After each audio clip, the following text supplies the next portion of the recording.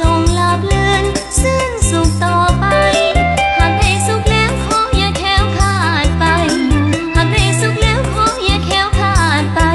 ขอไว้ใส่ให้ทุกท่านโชคดี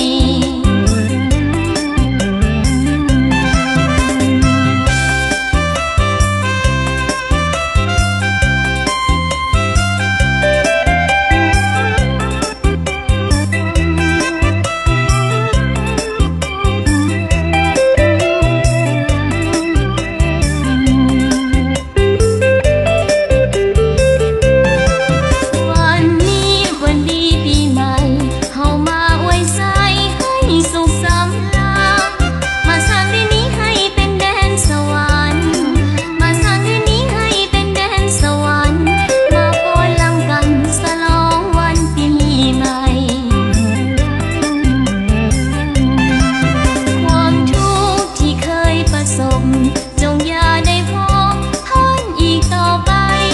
สูญสิ้นไปเสียสิ่งที่เศร้ามองใจสูญสิ้นไปเสียสิ่งที่เศร้ามองใจความสีวิไลจงได้มาแทนที่เฮฮาหัวยิ้มเพื่อนเอ๋ยอย่าโศกไปเลยครั้งเดียว1 ปีวันนี้เลิกงามยามดีวันนี้เลิกงามยามดีเข้ามาสวัสดีปีใหม่หากใครเจ็บซ้ำคมคืนขอจงลาบเลือนสิ้นสุขต่อไป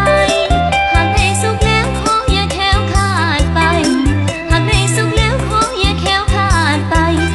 ขอไว้ใส่ให้ทุกท่านโชคดีขอไว้ใส่ให้ทุกท่านโชคดี